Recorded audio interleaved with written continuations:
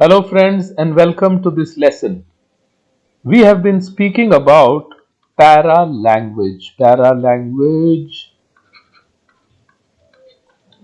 and we have already spoken about pitch, tone, volume, and today we are going to speak about pace. Now what is pace? Pace is nothing but speed of anything. So we are talking about speed of delivery. Speed at which you speak. So, your speaking speed. Now, all of us have our natural delivery speed, plus we have our natural delivery rhythm. Now, I don't want to disturb your natural speed. I do not want to disturb your rhythm because that is what brings music to your delivery. That is what makes it special. That is what makes it your speciality. But remember, whatever we are doing for our listeners. So if there is something that we are doing which our listeners find difficult to follow, or they find difficult to comprehend, or that something does not help them to understand the content in the easiest possible manner, then we need to change it. Some people may have delivery which is a little faster. So if I conduct my classes a little faster, so let me do that. Paralanguage. Pitch, tone, volume, pace, speed of delivery is called paralanguage speed, pace. So we are talking about pace in this lesson, and all of us have natural delivery. We have our speed, we have our rhythm, and that is what becomes your specialty. So we have to always think about our listeners, and we should not be faster, we should not be slower, we should be always thinking about our listeners. We should say the content that we have to deliver effectively to our listeners. So when the listeners will get the content in an effective way, then listeners are going to say that what you said I could understand very easily, and because you have said it at such a good pace, then I have understood it more easily. And when I've understood it more easily, that means I will be able to use this in my effective delivery. Now, my dear friends, if I go at that pace, you're going to say, sir, please, you have to repeat what you said because we are not able to understand most of what you said because you went too fast. Now, my dear friends, let me go a little slow and see. Paralanguage. So, friends, we have been talking about pitch, tone, volume, pace. Pace. What is pace? Speed of delivery. The speed at which you speak is your pace. All of us have a natural delivery speed which may also be thought of as our rhythm. This is also your speciality. We have to always think about our listeners. So when it is slow, it becomes too slow, then also people will lose interest.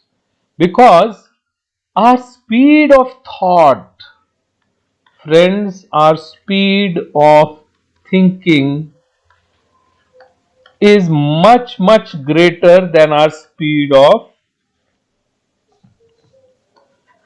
speaking. So, whatever speed you have, if your speed is greatly reduced, if it is much slower, then the speed of thinking of the audience is going to be much greater. And because it is going to be much greater, they will lose interest. So, if your pace is faster or your pace is much slower, then what will happen? People will lose interest. So, what should I do? My pace has to be comfortable. Comfortable for me, and it has to be comfortable for my audience. If it is not comfortable for me, then I'm going to face a problem. I'm not going to be able to do it for long. And if it is comfortable for my audience, then my audience is going to be able to listen to me for a longer duration. So friends, when you are now, see, there are a couple of activities that we perform through communication. We inform people about things, we explain things to people, we try to persuade people, and we try to motivate.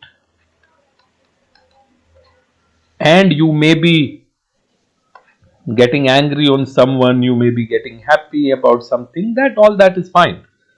So my dear friends, if you want people to understand you, then you have to go at a pace that suits most people.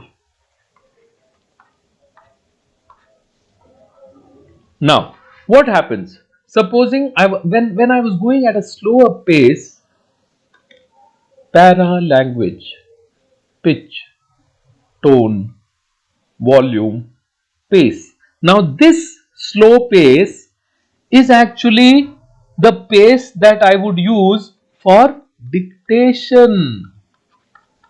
In a class also, if I want to give dictation, that is, I am speaking and somebody is writing. So if I have to give dictation to someone, then supposing I tell one of my subordinates that, all right, this is an important mail, so let me tell you what to write. So you can note down in rough or you can type directly on the keyboard. Listen to me carefully. So then I'll start speaking out. I'll say, Dear Mr. Goyal. Now I'll wait for that person to write down Dear Mr. Goyal. If the person knows shorthand, then I can speak at a comfortable pace. I don't need to slow down because the person will note down in shorthand. But if the person does not know shorthand, the person is going to either use the keyboard to type in these things or note down in a pad or notebook. So I will give the person that much time. Dear Mr. Goyal. Done? Yes. Thank you very much for your observations. Full stop. All the things pointed out by you. Done? Okay. Are actually extremely relevant to what we have been talking about. Now, this is dictation. So, don't go at dictation speed. And then you must have heard in one of the ads, it used to be in most of the ads for mutual funds, etc. Read off our documents carefully before investing. Now, this at the end of the ad, you want to save a few seconds because there you are paying for seconds, 10 seconds, 15 seconds, 20 seconds, 30 seconds. Read off our documents carefully before investing. Invest at your own risk. Now, that speed is also not desired. Now, let me take a live example from one of my training programs. Supposing I am to deliver a training program, and for the training program, I have been given, say, it's a day long workshop, full day workshop, and I have one session that is 1.5 hours and another session that is 1.5 hours. Now, my dear friends, I also have activities in my sessions. So, at the most, I will have maybe 10 to 15 slides. I may not have slides, that's also possible. But otherwise, if I have slides, I'll have 10 to 15 slides. Now, supposing I've gone for the training session, it's 1.5 hours, and I've just started my training session with a game which we normally call icebreaker. So it makes everyone comfortable and it's an icebreaker game. Now, supposing I have spent 30 minutes on my icebreaker itself, I found that people are enjoying it, they are opening up, it's going well, there's some learning taking place. So I allow it. I had earlier thought I'll do it for 10 minutes, but probably there were more people than I expected, and people enjoyed it so much, and then there were Q&As and people really got into the rhythm. So I've spent 30 minutes. That means my time management has gone a little shaky. It's become shaky. Now I need to complete everything that I came there to do. So if I have 15 slides where I'll be explaining to them some basics, now probably I thought I would be spending 3 minutes per slide. Because I try to explain, I try to give an example, I try to ask somebody what he or she feels about what we are talking about, and then discuss on that as well, so that understanding is complete. I like to check for understanding as well. So friends, instead of 3 minutes, now I have to reduce my time. Most of the time what trainers will do is they will go over time. If they go over time, that becomes very uncomfortable for your audience. You can't go over time because you people cannot have that much patience. So what I will do is, now I will complete my slides well, but I will have to reduce my time spent on each slide. I cannot go at a higher pace. I cannot start rushing through the slide. Okay, now we are talking about paralanguage. Pitch, tone, volume, pace. Okay, I hope you understand. So that is your natural delivery speed, and your audience will be comfortable if your pace suits most people. So I hope you understand. Can we go to next slide? Yes. Any questions? No. Okay. Thank you. Thank you very much. You are a wonderful audience. I cannot pick up the pace of my delivery in order to make up for time. What do I need to do? I need to spend a little less time giving examples. So I'll give less examples and discussing. Sometimes you discuss more, sometimes you discuss less. But I'll discuss adequately so that understanding will not suffer. So, friends, you need to understand that pace is something that has to be comfortable for you, it has to be comfortable for your audience. And now, just imagine if you have a great combination of pitch, tone, volume, and pace, how good your delivery is going to become. It's going to become awesome. It's going to become so easy for your audience to understand what you are saying, that they would like to hear you again and again and again. So, friends, you've got to start working on all these things, and you have to now integrate your pitch, your tone, your volume, and your pace. And once you become conscious of these things, you'll understand that it is actually possible to become, pitch perfect, they call it. It's called pitch perfect. So, anybody who's pitch perfect means their delivery is on point, on target all the time. So, there's beauty in each and everything that we are talking about. There's great power and there's great beauty in para language. And once you understand how to use these things, then you'll find that you've already moved on to become a good speaker. Friends, it is not the flowery language or difficult words that you know and would be using. It is how you deliver whatever you know, how you construct, how you structure whatever you know. Does it have a sensible, a logical structure? Does it make it easy for your audience to understand and follow what you are saying? That is effectiveness. See, if I'm speaking and I make a mistake in grammar, people are not going to start jumping and saying, "Oh, we couldn't understand because your grammar is wrong, what you have done is wrong." That doesn't happen. If my thought process is getting conveyed and on the way I've made a couple of grammatical errors, it does not matter. If I've made a couple of pronunciation errors, it does not matter. English is not my mother tongue.